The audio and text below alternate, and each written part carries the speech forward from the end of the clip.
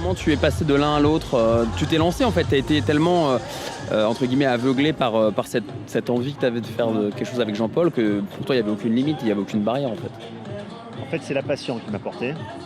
Je dois avouer que je suis allé beaucoup à l'Intox aussi. Évidemment, quand tu contactes Vanessa Paradis, Sophie Marceau, Vincent Cassel du Jardin pour diriger un film sur Belmondo, tu leur dis pas qu'au même moment, tu es en train de faire un hamburger chez McDo, tu vois. Donc je suis allé un petit peu à l'Intox. J'ai dit que j'étais en train de produire et de préparer un film sur Belmondo, chose qui était vraie. Mais je me cachais bien de dire que j'étais directeur d'un McDo, évidemment. Et la presse s'emparait du projet, pas tellement qu'il y ait un doc qui se fasse sur un acteur, c'est comment un directeur de McDo a pu réunir 30 stars dans son film. Parce que, comme je l'ai dit, j'ai eu Dujardin, j'ai eu Albert Dupontel, j'ai eu Alain Delon, Claudia Cardinal, Jean-Pierre Mariel, Zidane, Vanessa Paradis, Sophie Marceau, Gilles Lelouch. En fait. Alors comment t'as fait? Je suis allé sur le site d'Unifrance et j'ai tapé le nom des acteurs et j'ai regardé chez quel agent ils étaient affiliés. Et j'ai contacté les agents, tout simplement. Voilà. Et en fait, le Sésame, ce qui m'a ouvert les portes, c'est le nom de Jean-Paul, tout simplement, parce qu'évidemment, tout le monde aime Belmondo. Et pourquoi j'ai eu l'idée du Festival de Cannes, en fait, déjà, ma rencontre avec Jean-Paul s'est faite à Cannes. Mais Cannes, vous imaginez, c'est le festival numéro 1 dans le monde. Je suis totalement inconnu. Et je me souviens la première fois que je suis venu à Cannes pour le festival, c'était une journée avec mes parents en mai 84. Et on était un samedi, on avait pris l'Opel familial, on était venus. Et lorsque vous n'avez pas d'accréditation que vous êtes à Cannes, vous regardez les hôtels, vous regardez les affiches, vous regardez le palais, vous rêvez d'être là un jour. Et je me rappelle, ce jour-là, devant l'hôtel Martinez, il y a un immense poster de Belmondo qui annonçait son prochain film qui était Hold Up. On était en mai 85, c'est ça. Et mon père me dit, Jeff, mets-toi devant l'affiche de Belmondo, c'est la seule fois où tu pourras approcher ton idole. Et 26 ans plus tard, je me retrouve en haut des marches de Cannes avec Jean-Paul à une palme d'or, parce qu'on a reçu une palme d'honneur à l'issue de la projection de film pour l'ensemble de sa carrière. Donc voilà, la boucle était bouclée. Et ça a été sûrement le plus beau jour de ma vie, on était le 17 mai 2011. Voilà. En quoi Jean-Paul t'a le plus influencé? Sur sa personnalité par exemple? Alors l'influence de Belmondo, très jeune déjà, lorsque j'étais gamin, je faisais déjà des cascades, je montais sur le toit de la villa de mes parents, je sautais dans la piscine du toit.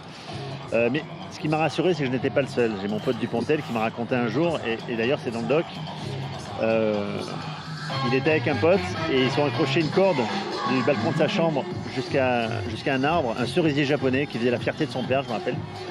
Ils ont accroché une corde parce qu'ils venaient de voir Flicou Voyou avec la descente à rappel de Jean-Paul. Et Albert a eu l'idée de faire la même chose, donc il avait ses sœurs en balle qui l'encourageaient à lui dire vas-y bébelle. Et il avait pris une corde de rappel. Et au moment où il s'est jeté, évidemment, la corde s'est détendue, il a explosé le cerisier de son père, il s'est fait engueuler, évidemment. Donc ça m'a rassuré dans le sens que je n'étais pas le seul à faire ça.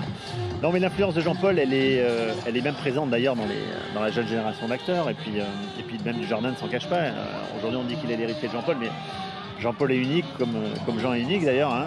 Mais il a cette influence dans le sens où il a donné envie, je pense, à beaucoup d'acteurs. Je vous l'ai dit, hein, Cassel, Canet, Lelouch, Dujardin, ceux qui ont la quarantaine aujourd'hui, ceux qui ont mon âge. On a tous été influencés par Jean-Paul, quoi. C'est dans sa façon d'être, la cool attitude, la bébelle attitude.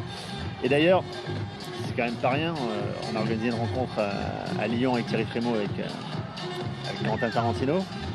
Et Tarantino a dit « Belmondo, ce n'est pas un nom, c'est un verbe ». Voilà, il a parlé de la cool attitude de Belmondo, tout simplement.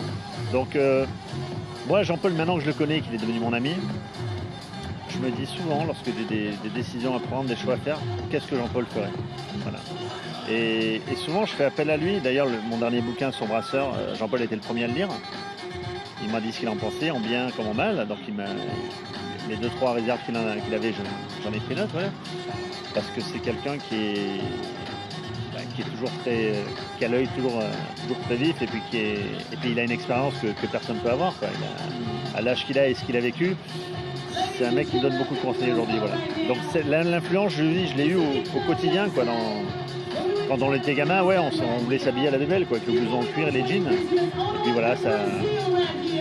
Et quelle est la plus grosse différence selon toi entre Belmondo et les acteurs d'aujourd'hui, en fait, finalement? En quoi ils sont différents? Ça, j'en parle souvent, justement. La carrière qu'a fait Jean-Paul est unique et pourra plus se faire parce que le cinéma est différent aujourd'hui. Cassel a dit un jour, et c'est vrai, il a dit en interview, que Belmondo, c'est le seul acteur qui avait son nom plus gros que le titre. Aujourd'hui, vous ne trouvez pas ça. Et c'était une époque, les années 70, les années 80, où on montait un film sur le nom de Belmondo. C'est-à-dire qu'il y avait une date de sortie du film avant même le film soit tourné. Et surtout, c'était une époque où on avait des scénaristes et des dialoguistes. Et des mecs comme Audiard écrivaient pour des acteurs.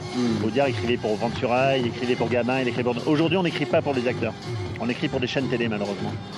Et c'est ce qui change la donne. Aujourd'hui, si vous n'êtes pas ce qu'on appelle un acteur bankable, donc à la liste des 15-20 acteurs bankable, le film ne se monte pas. Vous voyez ?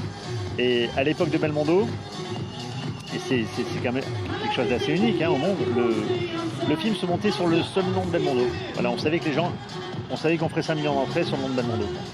Donc aujourd'hui, même des acteurs très connus peuvent se casser la gueule. Voilà. Et alors, aujourd'hui, c'est vrai que 5 millions par rapport aux 15-20 millions des ch'tis, ça peut paraître peu, mais il n'y avait pas autant de cinéma qu'aujourd'hui, il n'y avait pas de multiplex qu'aujourd'hui. Si aujourd'hui Belmondo sortirait ses films dans les multiplex, il ferait 10-15 millions à chaque fois. Quoi. Voilà. Et toi, finalement, pour en revenir à toi, est-ce que tu aimerais être acteur ? Est-ce que ça a dû t'effleurer l'esprit, vu que tu étais fan de Belmondo ? Si un réalisateur demain te dit, Jeff, je te veux dans mon film, est-ce que c'est quelque chose qui te challengerait ou c'est... Qu'est-ce que tu en penserais ? On en a parlé plusieurs fois, récemment d'ailleurs, lorsque j'étais à Cannes, le directeur de casting il m'a dit, Jeff, mais pourquoi tu fais pas acteur, etc. J'ai beaucoup de respect pour le métier d'acteur. C'est un métier justement d'être acteur. Il y a tout un travail. Il ne faut pas croire que des mecs comme Dujardin, Canet, Gilles Lelouch, Cassel, ils sont faits comme ça. On a besoin d'être acteur, non. Ils ont fait des écoles, ils ont fait des cours de théâtre, ils ont bouffé du sable, comme on dit. Et c'est pas parce que vous avez forcément du relationnel, vous pouvez bien passer à la caméra, vous êtes acteur. Non, c'est quand même un métier. Donc je vais vous dire ouais, pourquoi pas. Mais bon, après, si c'est pour être assis au fond d'un restaurant et pas dire un mot, non. Faire de la figuration, non. Mais ouais, ça pourrait me tenter. Non, je parle avec un vrai rôle à la bébelle. Ouais, avec un vrai rôle, oui. Claude Lelouch, on en a parlé lorsqu'il y a le projet des Bandits Manchots qui était en cours avec Jean-Paul, justement. Il voulait me donner le rôle du directeur de la Tour d'Argent à Paris. Et il m'a dit, j'ai fait tourner Bernard Tapie au Filet Moutarde, je pourrais te faire tourner. Bon, c'est un bon argument. Il m'a dit, tu as été directeur de McDo, tu seras directeur de la Tour d'Argent. Ouais. Et donner la réplique à Jean-Paul ? Alors là, je me jetterai à l'eau. Fallait que je te la pose. Oui, je me jetterai à l'eau pour ça, évidemment. En fait, on l'a un petit peu fait. Je me suis fait un petit plaisir lorsqu'on a tourné le doc, parce qu'on voulait recueillir des émotions dans le visage de Jean-Paul. Et donc, on a un face-à-face, la caméra était sur lui. Et on a un petit dialogue, on a improvisé un dialogue pendant 5 minutes. C'était juste impressionnant, évidemment, pour moi. Mais je vous dis, j'ai vraiment beaucoup de respect pour le métier d'acteur. Et pourquoi pas, ouais, on peut tout essayer. Ouais. Quel est le message le plus touchant pour toi que Jean-Paul t'ait fait passer finalement ? Le conseil, le message, la leçon en fait qui t'a transmise en fait. Déjà, c'est l'humilité. Quand vous êtes avec Jean-Paul au quotidien, comme j'ai la chance de l'être souvent, c'est l'humilité. Quand vous voyez la carrière qu'il a, comme le dit Claude Lelouch, Jean-Paul c'est une star. Il a un passeport de star mais il ne s'en sert jamais. Jean-Paul, depuis 7 ans que je le connais, je ne l'ai jamais vu refuser une photo. Je ne l'ai jamais vu refuser un autographe.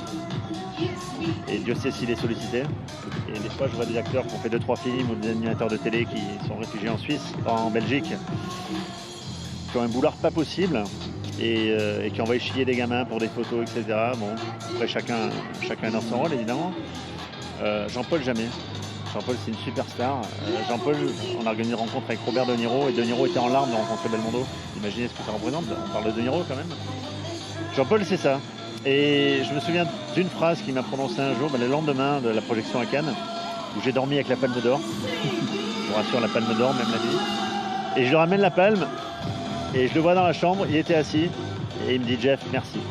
Voilà, merci de cette soirée. » Donc ça, c'est un des messages que je vais garder. Mais surtout, voilà, ce que je garde de Jean-Paul, c'est sa façon d'être.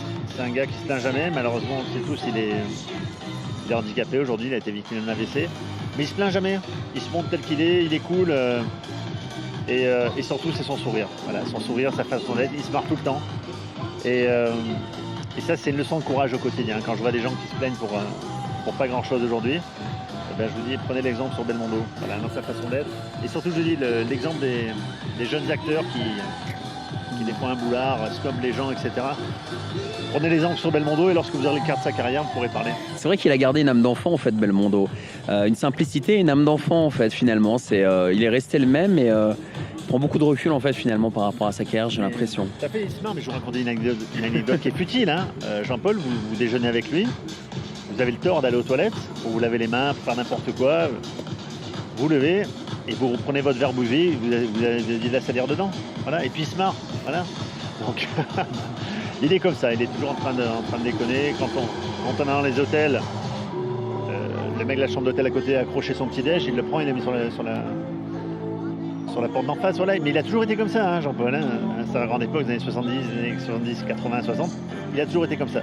Et d'ailleurs, c'est le message qu'on fait passer dans le documentaire, où il était toujours en train de déconner et ça n'a pas changé, quoi, voilà. Tout le temps. En fait, il est farceur comme certains acteurs américains à l'époque. Moi, je trouve qu'il a des points communs avec Marlon Brando aux États-Unis sur certains points. Et c'est très appréciable, en tout cas, d'avoir des acteurs qui sont à ce point naturels et qui ont gardé, comme je t'ai dit, leur âme d'enfant. Ça se perd énormément aujourd'hui. Donc, c'est un excellent point. Pour revenir à ton actualité, tu peux nous parler de ton nouveau bouquin ? Oui. Donc, il y a un an de ça, j'ai rencontré Claude Brasseur, Festival de Lyon, Festival Lumière. Et on a envisagé, on a commencé à parler de faire un documentaire sur sa carrière, qui s'appellerait Brasseur, les liens du sang. Et lorsque je vais acheter un bouquin sur Claude, je n'en trouve pas. Donc je l'appelle, je dis mais Claude, il n'y a pas de bouquin sur toi. Il me dit non, j'ai jamais voulu. Il dit, il y a la biographie de mon père et de ma mère, mais moi il n'y en a pas. Bon ben ok. Et puis on fait une vingtaine d'heures d'entretien avec Claude, avec mon ami David Dessitte, qui était derrière la caméra. Et quand je vois la richesse des propos de Claude, qui a bientôt 80 ans, qui a 60 ans de carrière, et quand je vois la richesse et la force des propos, je me dis c'est quand même dingue qu'on ne puisse pas mettre ça dans un bouquin. Et il dit Jeff, j'ai refusé les 5 plus gros éditeurs de Paris, je ne peux pas le faire, depuis 20 ans on m'en parle, je ne vais pas le faire. Et Claude, c'est quelqu'un qu'il faut apprivoiser. Il faut qu'il vous sente, comme beaucoup d'acteurs de cette génération et de ce niveau-là. Et il a fini par accepter. Donc j'ai proposé ça à Flammarion, qui a dit oui immédiatement. Mais Claude m'a dit, je ne veux pas faire d'autobiographie, je n'ai rien à cacher. J'ai dit, bon, on va le faire comme tu veux. Donc il voulait parler de sa famille, donc on a un cahier photo avec toute sa famille. Ça fait quand même 200 ans qu'ils sont dans le métier, ce n'est pas rien. Et il a voulu faire un bouquin d'entretien. Il a trouvé ça plus vivant. Donc je lui pose des questions, il répond, et je réagis à ce qu'il me dit, etc. Et non, le bouquin s'est bien vendu. Il est sorti en septembre, chez Flammarion. On a fait Ruquier. Et c'est Brasseur, père et fils. Voilà, Brasseur, père et fils. Et sous-titré merci, parce que Claude voulait dire merci au public, merci à la profession. Et merci à lui-même d'avoir choisi ce métier, parce qu'il avait plein d'un... Et je trouve que c'est un bouquin qui est très vivant. En tout cas, c'est les échos que j'en ai eus. Et on retrouve bien Brasseur. Et les gens m'ont dit on a l'impression que Brasseur nous parle lorsque tu poses des questions et qu'on a les réponses. Donc voilà, donc le tournage du doc est en cours. On aura aussi évidemment beaucoup de mecs qui vont nous parler de lui et d'actrices évidemment. Et j'ai aussi un projet avec la famille Nelson Mandela. Parce que l'année dernière, j'ai rencontré son petit-fils et qui m'a demandé de produire un film sur son grand-père, donc ce qui n'est pas rien. Donc c'est pas simple, hein, je ne vous le cache pas, mais c'est en cours et c'est en préparation. Voilà. Finalement, Jeff, en fait, toi, tu sauvegardes de manière bienveillante les idoles, en fait, j'ai l'impression. C'est-à-dire que tu mets dans la pérennité et tu révèles, en fait, les idoles populaires et tu fais en sorte que ça perdure de génération en génération. Il y a un vrai... tu vois ce que je veux dire ? J'ai pas cette prétention-là, mais en tout cas, c'est une envie, oui. C'est quelque chose de... Parce qu'on a tous grandi avec cette génération-là, les Delon, Belmondo, Brasseur, Noiret, Marielle, j'en passe. Et je trouve que c'est des gens qu'on ne met pas assez en avant aujourd'hui. Il ne faut pas oublier que sans ces acteurs-là, la jeune génération ne serait pas là non plus. Et je trouve qu'on se tarifie trop rapidement aujourd'hui, les gens. Là, s'il a fait 2 films aujourd'hui, non, avant d'être une star, il en faut, quoi. Et puis la carrière de Jean-Paul, comme celle de Delon ou de Depardieu, aujourd'hui, voilà, c'est quand même balèze, quoi. C'est pas rien. Et aujourd'hui, une carrière, ça se construit. On parle beaucoup de plan de carrière, mais ces mecs-là n'avaient pas forcément de plan de carrière. Et je vous dis, ce qui manque aujourd'hui, je me répète, hein, c'est des scénaristes et des dialoguistes aujourd'hui. C'est ce qui manque le plus, des bonnes histoires pour faire de bons films. Voilà. Ce qui est intéressant dans ton travail, Jeff, c'est de dire, finalement, tu fais passer le message en disant à toutes les jeunes générations d'acteurs, par exemple, redescendez un peu sur Terre, ayez davantage d'humilité, parce qu'il y a eu... il y avait avant vous des vrais acteurs et il faut avoir une connaissance de ce qui se faisait avant de pouvoir vouloir être le meilleur de manière très rapide. Donc c'est en fait la patience en fait aussi que tu Oui, alors je ne vous parle pas de la génération qui arrive là, hein. C'est des mecs très cool, hein. Jordan, Gilles, Dupontel, je les connais. C'est des gens qui ont un énorme respect pour la génération qui... Je parle des plus jeunes aussi. D'accord ? Oui, mais je pense qu'ils sont tous. Moi, je vois un jeune comme Reda Kateb, par exemple. Je vois ce mec qui est rempli d'humilité. Ça se voit dans ses propos. C'est pas un mec qui arrive et qui a le boulard. Je dis juste que ce qui manque aujourd'hui, c'est de faire les choix avec des bons scénarios. Malheureusement, il faut qu'ils arrivent, les bons scénarios. Hein. Et Jean-Paul, souvent, on lui reprochait dans les années 80 de s'être laissé aller à la facilité. À faire des films, voilà, à faire des marginales, les Morphalou, Joyeuse Pâques, tout ça. Mais comme dit Jean-Paul à l'époque, il me dit j'ai pas eu l'impression de passer à côté de grands scénarios. Je raconte une anecdote. Comment on peut passer des fois à côté d'une belle histoire. Claude Brasseur me raconte cette anecdote dans le livre. Il sortait du triomphe de la Boom, donc ils enchaînent sur la Boom 2. Il me dit à ce moment-là, je suis débordé. J'ai des scénarios jusqu'au plafond, ça n'arrête pas. Et un jour, un mec vient me voir. C'est un jeune auteur. Et il me dit voilà, j'ai écrit ce livre-là en pensant à vous. J'étais derrière ma machine à écrire, parce qu'à l'époque, il n'y avait pas d'ordinateur. Et c'est votre photo que j'avais, et le personnage, le héros du film, c'est vous. Et Claude lit la 4e de couve, laisse ça traîner dans un coin. Il me dit je ne touche pas ce bouquin pendant 1 an. Jusqu'au jour où je reçois une lettre de l'auteur qui me dit que Claude Berry a acheté les droits et que le rôle va revenir à Coluche. Et ce rôle-là, c'était Charpentier. Ce gars-là a écrit le rôle du pompiste alcoolique. Et c'est vrai que Brasseur aurait pu jouer ce rôle. Mais Claude n'a pas de regret puisqu'il me dit que Michel Coluche était absolument magnifique dedans. Et la petite anecdote, c'est l'année précédente, Claude a refusé aussi le rôle de Léotard dans La Balance, qui lui aussi a reçu le César. Donc il a raté les 2 rôles César coup sur coup. Alors moi j'ai une question. Quelle rencontre aimerais-tu faire ou aurais-tu aimé faire avec un acteur par exemple décédé? Est-ce qu'il y a une personne également que tu aurais aimé rencontrer? Tu parlais de Brando tout à l'heure, je pense que c'est l'acteur américain que j'aurais voulu rencontrer, même si je pense que la rencontre n'a pas été simple à réaliser. Mais voilà, c'est juste rencontrer ce gars-là et parler 1/4 d'heure avec lui. Brando fait partie des gens. Sinon en France, il y a 2 mecs que je regrette de pas avoir rencontrés, c'est Gainsbourg et Coluche. Ouais. Ça fait partie des 2 idoles qui sont dans mon cœur pour toujours, parce que c'est des gars des années 80, ce qu'on appelle la génération Mitterrand. Et j'ai grandi avec ces gars-là, et j'avais leur poster dans ma chambre quand j'étais petit, et ça c'est des mecs, c'est un grand regret. Gainsbourg, je l'ai vu sur scène, je ne l'ai pas rencontré. Et Coluche, j'avais 16 ans quand il est mort, et voilà, ça c'est des mecs que je voulais rencontrer. Moi aussi, me concernant. Et pour la suite, comment tu envisages la suite? Donc là, il y a le livre avec Brasseur. Pour la suite, là. Vous savez, dans ce métier, alors c'est un conseil que je peux donner à tous les jeunes qui rêvent de faire ce métier, c'est un métier où vous jetez beaucoup de bouteilles à la mer. Vous voyez, Brasseur, il y a 2 ans, on en a parlé, le bouquin est sorti cette année. Donc, c'est des projets, il faut toujours aller de l'avant. Si une porte est fermée, il faut passer par la fenêtre. Il ne faut pas attendre tout seul chez soi que ça arrive, sinon ça n'arrivera jamais.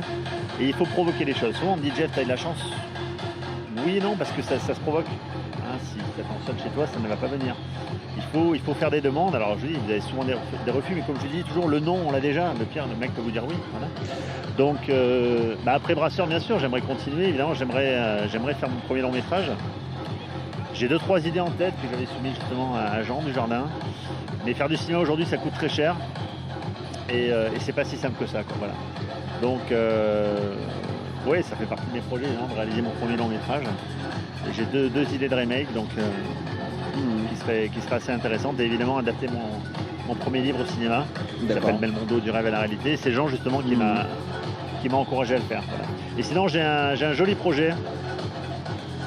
Mais je ne peux pas en parler. Voilà. Mais je serai le premier à vous en parler. Ce sera pour une prochaine fois. Voilà. Dernière question, Jeff. Si tu as un conseil finalement à donner à tous les jeunes qui ont des idoles et qui en restent au stade de l'idole, pour passer le cap, pour les rencontrer, qu'est-ce que tu leur dirais en fait finalement? Alors, s'ils sont en province, surtout, ça va être difficile, je ne vous cache pas. Et il faut croire en ses rêves, vous dire qu'à n'importe quel âge ça peut arriver. Moi, j'étais passionné de cinéma à 15-20 ans et je me suis mis à faire ça à l'âge de 40. Donc, mais peut-être que j'étais pas prêt avant, je sais pas. Si à ce moment-là, c'est que je vais le faire à ce moment-là. Et c'est de rencontrer des gens, rester humble toujours, pas prendre pour ce qu'on n'est pas. Ça, c'est important, garder les pieds sur terre. Et moi, oui, j'ai eu cette chance-là, même si je l'ai un peu provoqué, de rencontrer Belmondo et de me faire pote avec lui. C'est pas tous les gens qui rencontrent Jean-Paul qui deviennent amis avec lui, hein. Donc il faut avoir une bonne étoile au-dessus de la tête. Et surtout, lorsque le train passe, il ne faut pas le rater. Voilà. Parce qu'en général, il passe qu'une fois. Saisir l'opportunité alors. Saisir l'opportunité, et surtout si vous êtes passionné, que vous êtes vrai dans ce que vous faites, les portes s'ouvrent. Voilà. Et il faut croire en ce que vous faites. Il faut être passionné parce que ça n'a pas été simple. Hein, le film sur Jean-Paul, j'ai mis 3 ans à le faire. J'ai eu un procès, j'ai tout eu. Ça a été une catastrophe à un moment donné. J'étais prêt à tout arrêter. Et j'ai toujours eu Jean-Paul qui m'a soutenu parce que c'était si simple de faire des films, tout le monde en fait. D'accord ? Mais ça a été tous les pièges dans lesquels il fallait tomber, tous les pièges dans lesquels Jean-Paul m'a dit que j'allais tomber, je suis tombé dedans justement. Mais j'ai pas lâché, puis Jean-Paul a toujours été là pour me soutenir. Donc il ne faut jamais baisser les bras, jamais perdre espoir, et surtout se fixer un objectif et s'y tenir. Voilà. Moi je vous dis, c'est une force qu'il faut avoir en soi. Et se fixer un objectif et pas le lâcher. Voilà, c'est pour ça que je vous donnerai. Tu as un message pour Jean-Paul à passer ? Ben, à bientôt, parce qu'il vient à Cannes dans 3 jours. Bon, de toute façon, il sait ce que je pense de lui, que c'est mon ami pour toujours. Voilà mon pote, je t'embrasse et je t'aime, tu le sais. Merci Jeff.